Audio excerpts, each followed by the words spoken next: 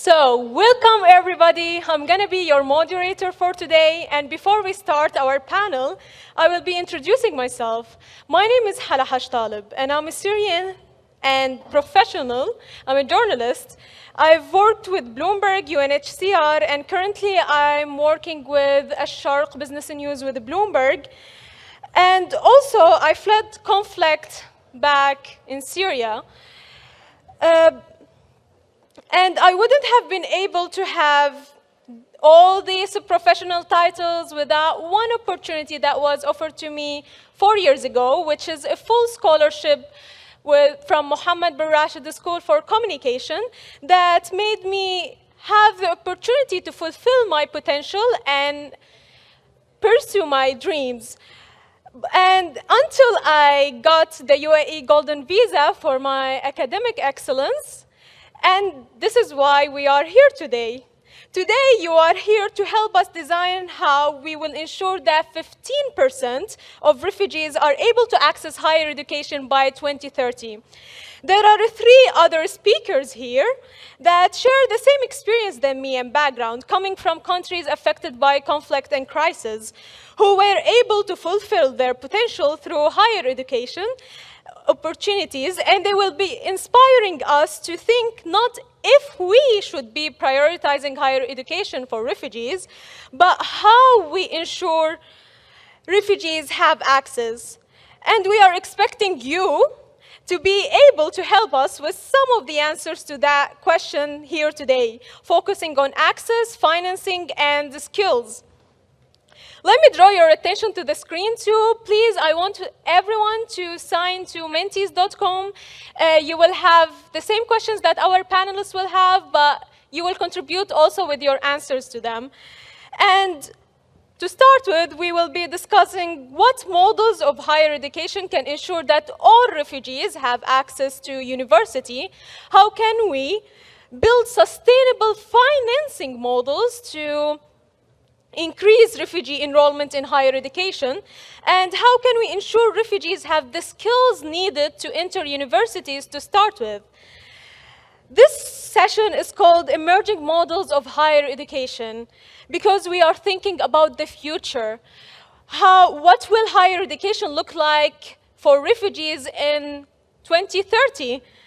And 2 years ago, we as refugees with the UNHCR and partners set a target of enrolling 15% of young refugees in higher education by 2030, up from a rate of only 1%. And at that time, and we have managed to achieve 5% enrollment so far. We have guests here today who have been exploring new models of higher education to meet this target too, and really consider what higher education will look like in 9 years from now. So coming back to our 3 questions, we are going to ask the first of these now. What models of higher education can ensure that all refugees have access to universities? And we will start with Moataz here. Please tell us your inputs. Hi, everyone. Is that working? I think. Perfect. My name is Moataz, Learning and Development Specialist. 6 years ago, I started my university. But I started my university in a way or in a model many of you start discovering just right now. When the pandemic started last year, many of you start discovering online learning as a potential solution for the challenge where we cannot access education in the traditional ways anymore. But my journey started 6 years back when I had my certificate or my degree completely online. This was thankfully to a scholarship from the European Union in Jordan. Online and blended learning modules have the potentials to solve a lot of issues related to displaced people, where they are seeking to access education or higher education. At the same time, they are seeking to start working, supporting their families, and surviving what they are going through. And here I start discovering the potentials, the flexibility, and also the challenges that is coming with the online or blended learning modules.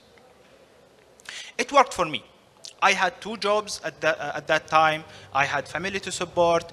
I had a lot of things I need to survive, I need to do. And at the same time, I started my university. It was online, it was flexible.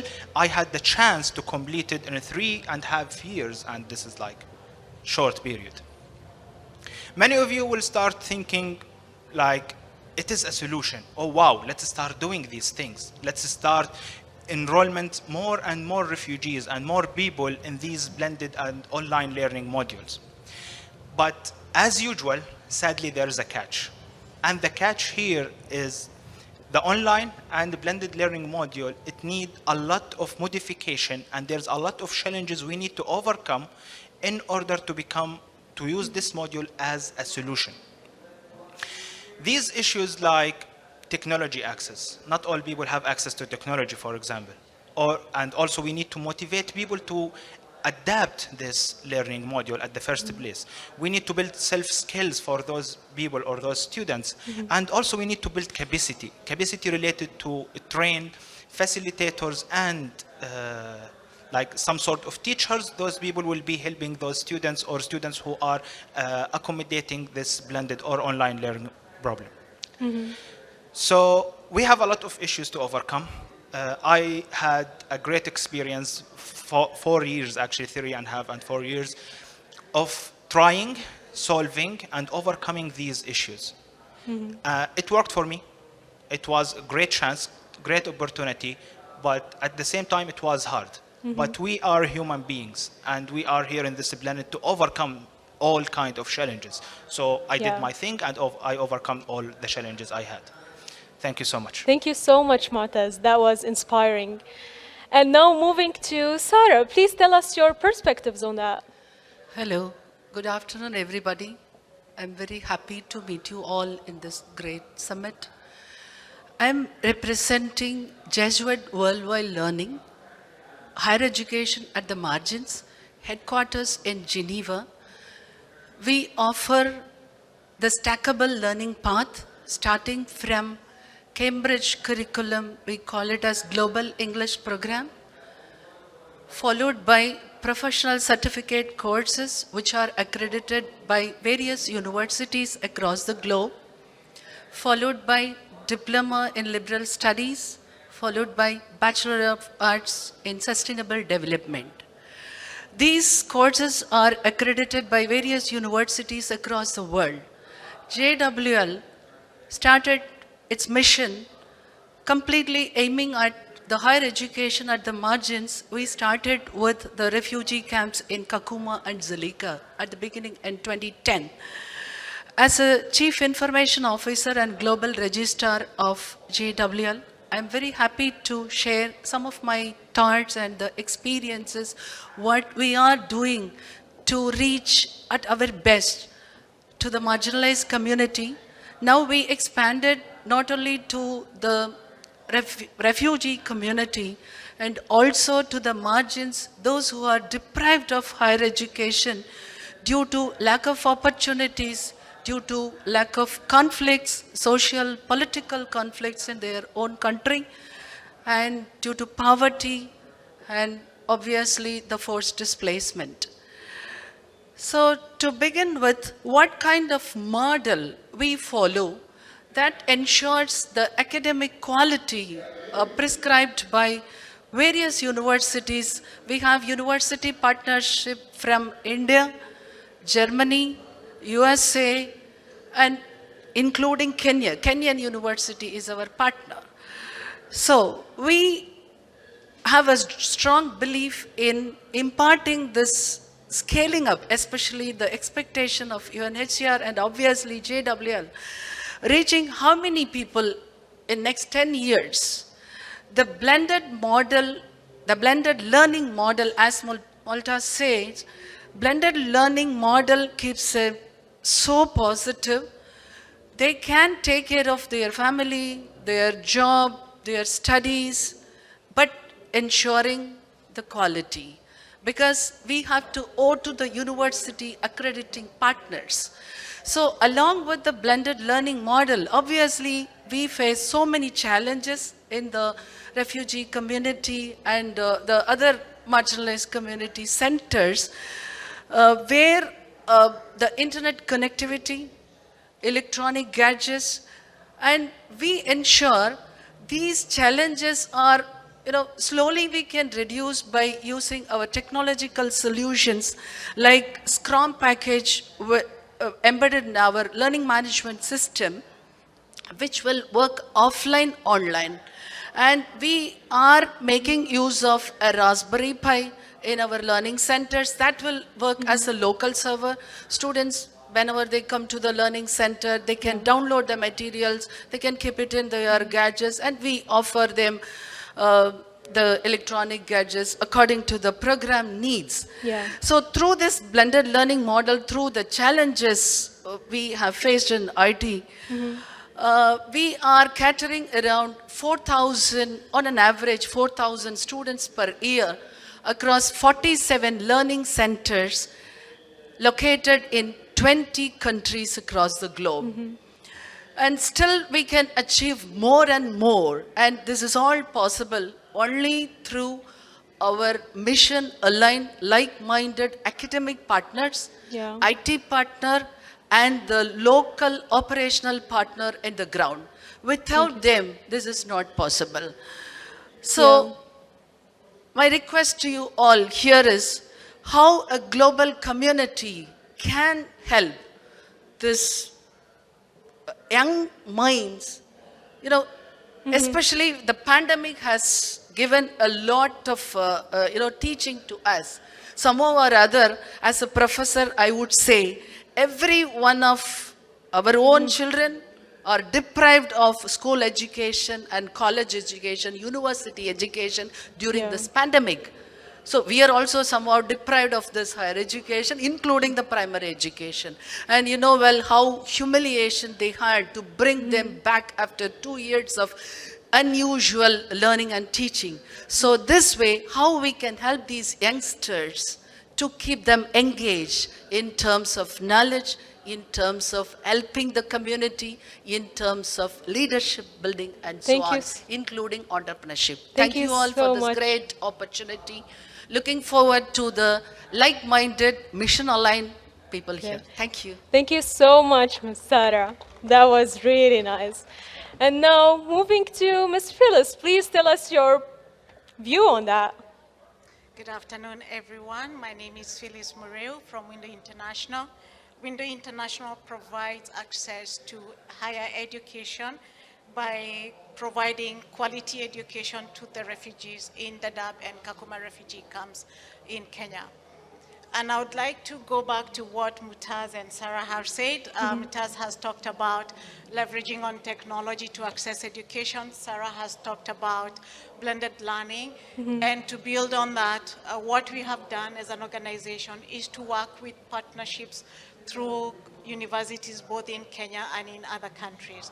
We do have a program that we started in Dadaab 10 years ago, where universities from Canada and Kenya came together and formed the Borderless Higher Education for Refugees. And the beauty with that program was that the professors would come to the camps and teach the refugees in the camp. The refugees didn't need to get out of the camp, and that was fantastic because quality education was provided in the camp, including the graduation ceremony, so the students felt they were part of the entire university process.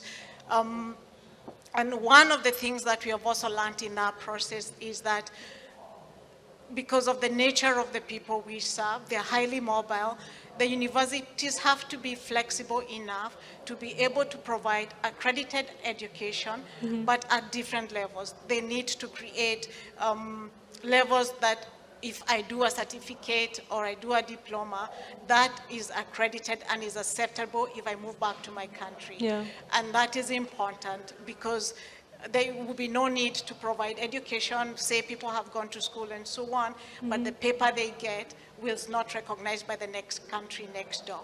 So having accredited education for the refugees is also very important. And with that partnership, the question I have for Sarah and for her university, and maybe any other person in the forum who works at the university level, what stops the universities from coming together and providing flexible education for refugees? what stops the universities to come together and work as a team and create curriculum or syllabus that is acceptable across the globe. Thank you. Thank you so much, Ms. Felix. And now moving to Mr. Álvaro. Please tell us your input and your story. Thank you very much, and thank you a lot to the college to sharing their experience. My name is Álvaro Zúñiga, and I'm representing Habesha Project, a Mexican NGO that offers higher education for refugees through complementary pathways or third country solutions, or local integration or national enrollment. The main topic that I want to bring today is following all the models that have been shared by the colleagues, and a little bit of the model that Habesha Project implements, which it's under a whole society approach perspective, in which the idea is that government, civil society, private initiative, universities come along together to offer higher education opportunities for refugees. And the main point that I want to bring is how, from the experience we had in Mexico, we were able to create a comprehensive program to offer higher education for refugees.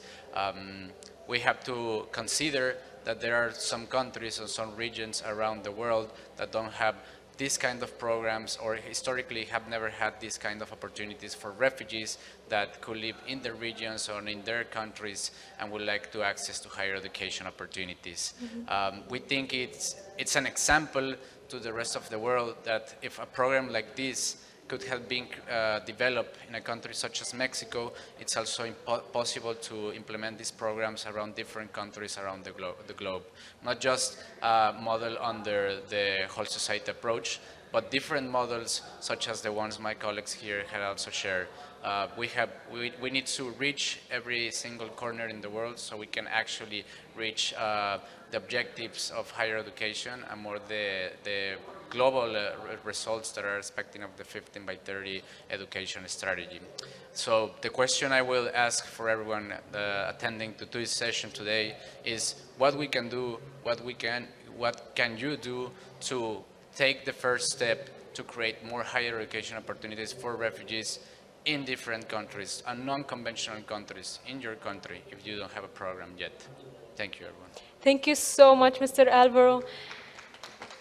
So what we have heard from you that we can bring higher education to refugee communities through community-driven approaches, through blended learnings, and through international partnerships between universities and NGO.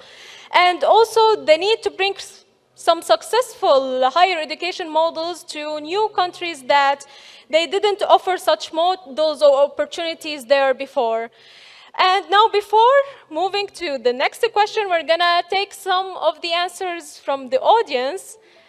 So some have answered that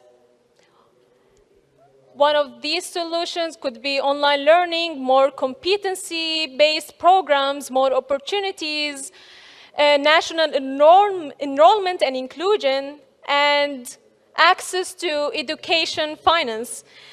And now moving to our next question about how can we build sustainable financing models to increase refugee enrollment in universities. Hi everyone, so I will start with Zura to tell us her interesting story. Please go ahead. Thank you so much, Hala. Assalamu alaikum wa rahmatullahi wa barakatuh. Good afternoon, everyone. I'm Zura Mustafa. I'm a former refugee in Uganda and a former beneficiary of the DAFI scholarship of UNHCR.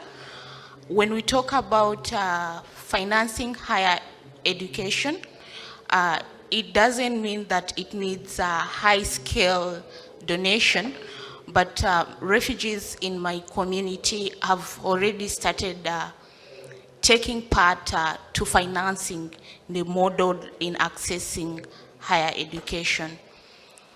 However, to make this more inclusive, then the students, the academic institutions, the governments, private sectors, all play inclusive role in making sure that we have refugees access to higher education 15% by 2030. In my own experience as a student leader at Mureu University, we have derived ways to achieve this. For example, we have formed associations that not only foster refugee students' activities within the university, but we also go ahead to negotiate with fellow national students who have businesses to probably offer refugees part-time jobs. And in turn, we have seen that refugees in higher education are able to pay for their tuitions. The benefit of also these associations, we have pooled the funding on a monthly basis to support other refugees to be able to access higher education. In terms of academic institution, I should say I am a proud Mureuian. I'm from Mureu University, and they have tried as much as possible to integrate their policies in ways that it fits refugee students. And for refugee students at Mureu University, we do hold international registration numbers, but when it comes to payment, we do pay as nationals, which is really a great model I believe other universities in different parts of the country can adapt to.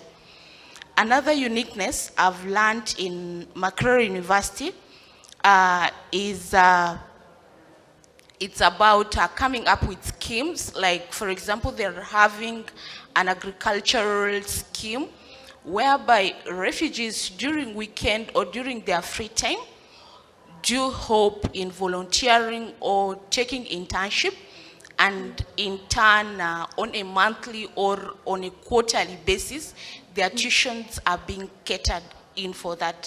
It's also a great model. I challenge other countries, other universities to really copy about. When I come to the donors and international organization, I should say I'm very proud of the Daffy Scholarship of UNHCR through the Germany government, and I will challenge them to extend more scholarship opportunities through partnership with refugee-led organizations. Another thing I will say is refugees, as refugees also, after our schools, we need transition to employment. This is really a great challenge. Just like I've said, I've been a refugee in Uganda, and I finished my education in 2016, and it was really a nightmare for me to get a job in Uganda because policies, employment policies in Uganda do not cover refugees. So I had to voluntarily make a decision to go back home, and in which currently I'm working for World Food Program, and I'm really trying to help my other siblings, not only my other siblings, but I also extend hope to other refugees. So the reason for transition to employment for refugees, it's a key in a way that it reduces burden for refugees in struggling to access scholarship, and also to the donors and other international bodies.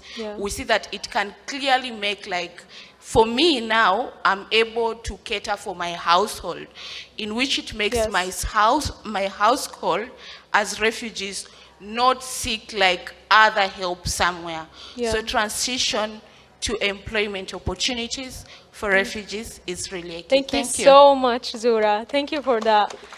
And now moving from Uganda to Canada. Oshish, please tell us your story. Thanks so much, Hala. Hello, everyone. My name is Oshish, and I am an intern at International Students Overcoming War, also known as ISO.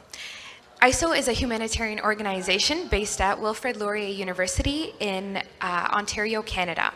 This student-run initiative is led by a team of 20 undergraduate students and grew out of an idea in a classroom from students who wanted to address conflicts through providing access to higher education. 8 years ago, Laurier students committed to providing $4 each semester, and by contributing the price of a cup of coffee, over $1 million has been raised for 23 scholarships. From the perspective of a former student leader who has been involved in ISO for about 3 years, I can attest that students have the passion and energy to lead humanitarian responses in higher education in emergencies. Student leaders manage the scholarship program and volunteer to provide the academic, financial, and social support to scholars who arrive at our university as international students. Scholarships, which cover the entire costs of their programs, provide the peace of mind to students and are sustainably funded through our university's dedicated student body. The future of higher education in emergencies must include the leadership, skills, and resources of student communities. The bottom-up approach to sustainable financing in universities can occur through a collective student commitment. Opening up opportunities for students to lead scholarship financing fosters holistic academic, financial, and social support systems. So let's consider some numbers. At a mid-sized university like Laurier, there are about 20,000 students. With a contribution of about $4 a semester, the result of this student fundraising campaign is $80,000. Wow. Now, there are typically 2 semesters in an academic year, so the yearly contribution has then doubled to $160,000. And by contributing the cup of coffee per semester, students at this university are able to fund 4 students for 4 years of education and living costs. Just think about the impacts of matching funds to this contribution. This now becomes $320,000 and can support 8 students throughout the entirety of their degree. One challenge remains. To support the dedication shown by students, matching the funds raised by student fundraising models provides an opportunity for donors to participate in fostering student leadership and sustainably financing scholarships. With these contributions across universities and donors, we can make real progress toward the goal that 15% of refugees have access to higher education by 2030. This student-led financing model has worked in Canada. So, are you ready to take this to your community and incentivize student leadership through matching funds? Oh my God, $4 for all of this. We should definitely apply it here somewhere. And now, moving to you, Miss Danah. As a representative of one of the biggest donors in education, like Abdulla Ghurair, please tell us your inputs on that. Thank you, Hala. I work for the Abdulla Ghurair Foundation for Education. Today, I will proudly present the Abdul Aziz Al Ghurair Refugee Education Fund that is administered by our foundation. It currently provides access to quality education for over 38,000 vulnerable youth and refugees in Jordan, Lebanon, and the UAE. Through 20 partners, including post-secondary education through impact-driven and scalable solutions. In relation to securing long-term financing for refugee higher education, what we have observed within the context of Jordan and Lebanon is that post-secondary education courses should be market-driven and should explore ways in addressing refugee employment restrictions through alternative pathways. They should provide refugee youth with the qualifications that give them a competitive advantage in the labor market. We have hundreds of examples. Today, I will shed light on some from SE Factory, our partner in Lebanon. Despite the economic and social crisis in Lebanon, Mohammed Yazan got hired by a regional company in Lebanon called Kam Kalima. Right after graduation, Malaz received a full scholarship from MIT. And Shahad got 5 interviews on graduation day and is now deciding which offer to take.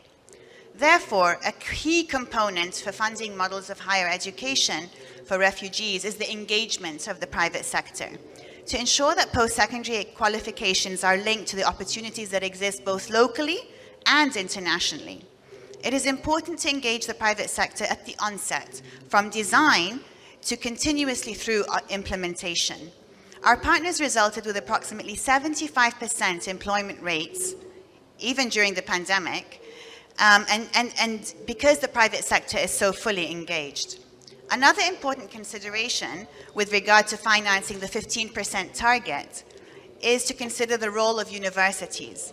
We most value partnerships with universities where they are not merely recipients of the funding, but are active collaborators in a partnership where they play an active role to improve access and provide services for refugees. That certification is a vehicle to elevated livelihoods. As a final but crucial point, for funders who seek to support refugee education, including post-secondary, we emphasize on the need to support secondary education in order to increase access to tertiary. In the countries with which we are working, Jordan and Lebanon, rates of completion at secondary education are extremely low, under 5%. Without support and funding for this pipeline into tertiary, rates of enrollment will not increase. An example that illustrates this is a three-way successful partnership between Laser in Lebanon, SNHU, Southern New Hampshire University, and our fund. We support an academic advancement program that helps refugees get accepted into the university, and SNHU provide with scholarships into SNHU. In closing, we need to have far-sighted vision of elevated livelihoods when we think of long-term financing for refugee higher education. Yes. So thank you. Thank you so much, Ms. Danah. Thank you. So we have heard from Zu and from Oshish about youth solidarity and how it can make a huge change, and how also the university and private sectors should collaborate with donors to help us achieve our goal to reach 15 by 2030. And now let's take some answers from the audience. To this question, find cost-effective ways to deliver courses and accredited qualifications earned through these approaches. Another person answered, the small projects volunteer for the university, researchers get enough experience on different fields. Another answered, reflect refugees' youth needs to donors by having them as a main party in the decision-making process. And now moving to our third question, which is about how can we ensure that refugees have the skills needed to enter higher education to start with. And to hear about this, we will start with Irene, who has a wonderful story to share with us. Please go ahead, Irene. Yes. Good afternoon. My name is Ayoo Irene Hellen. A South Sudanese refugee, born in Uganda, raised in Uganda, and I'm still living in the refugee settlement where I'm born. Inclusive participation of refugees in having access for higher education globally, it's important, and there are so many ideas that is done successfully by us refugees in the settlement. One of the innovative idea is TTT. TTT is idea that I thought of when I dropped out of school from my degree program. TTT is in full is take tea together. In our context as South Sudanese, men don't do work. They go to tea places in the morning, take tea the whole day while gambling, and when they come back home, they come back as strong men, and they take decision to marry off young children without the consent of the mothers and the girls. So we've decided that we talk to these men about girl-child education and the dangers of child and forced marriages, where we follow these men in those tea places where they're having their cup of tea and order for them more tea as we discuss about girl-child education and dangers within forced marriages.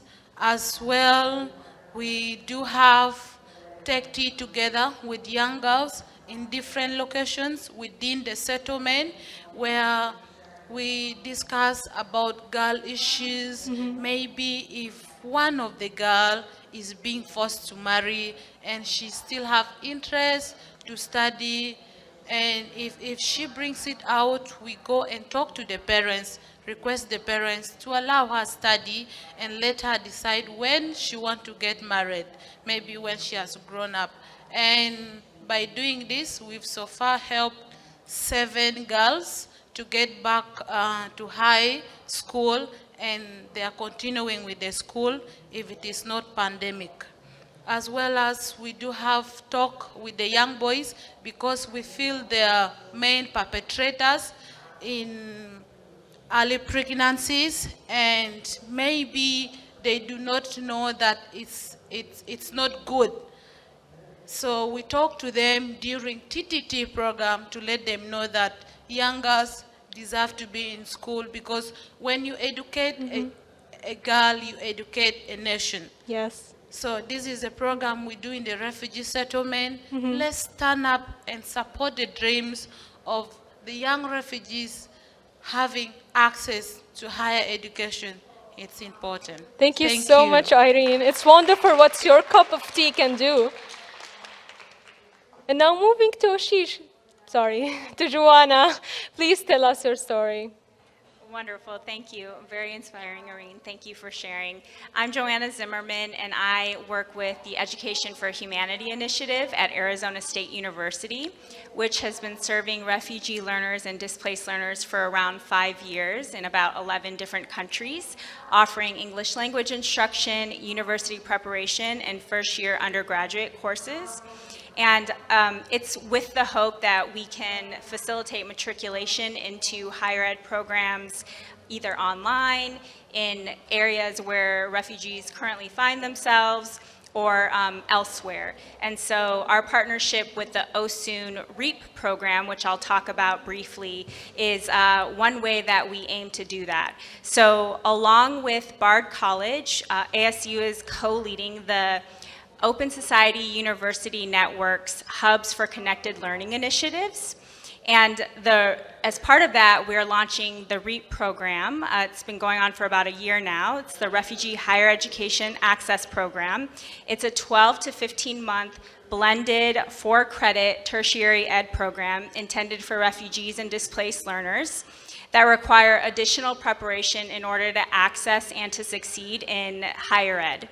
So REAP is built around 5 modules that draw on existing courses that currently exist within the network. And those courses are designed with big questions that thread throughout the modules and invite learners to consider these questions via different methodological approaches and also via various disciplinary lenses. Yes. So starting in Module 1, students are able to get English language support, as well as they move into our Be a Successful Online Learner courses, which help to advance students' digital literacy, help them understand how to communicate via email, help them understand how to manage their time,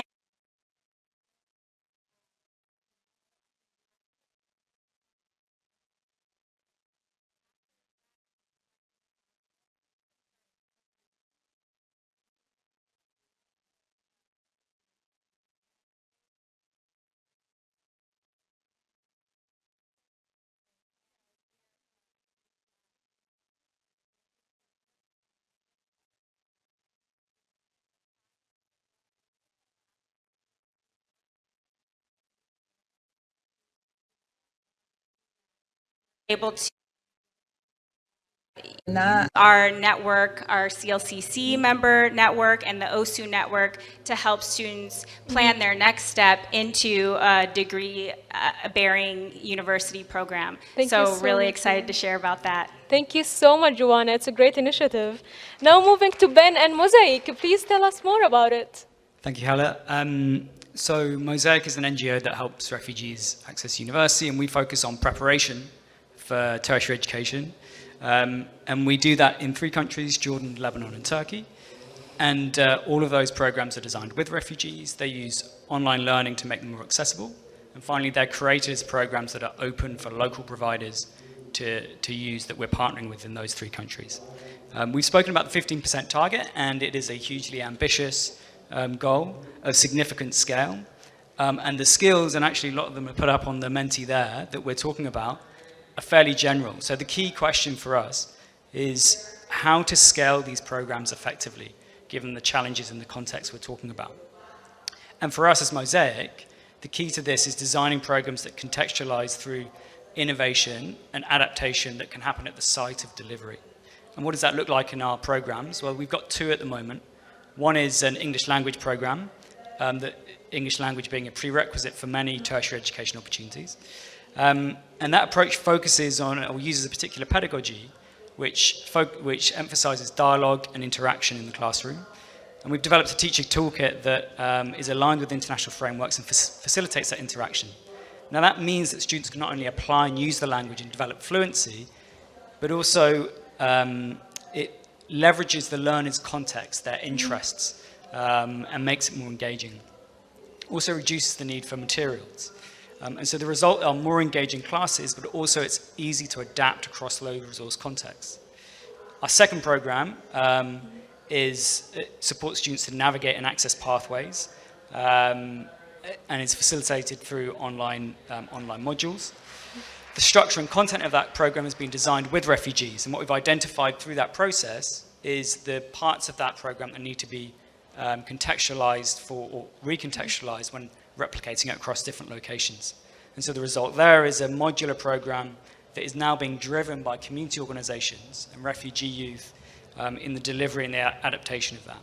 So for us, the key thing is creating those opportunities that allow for community engagement, community input, to ensure effective scaling.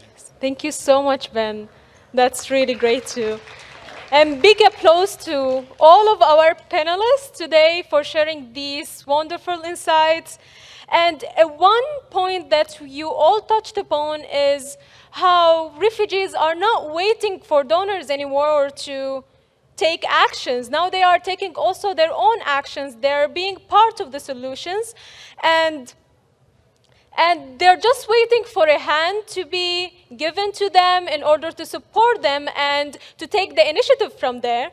And this is your role here, our dear audience, to help them to get their best potential and help them with these great initiatives that they are making and ideas and models. And before we end, oh, okay, the answers disappeared, okay. So before we end, if you want to stay involved, please put your information and contacts there. And so that we will be sharing it later, don't worry.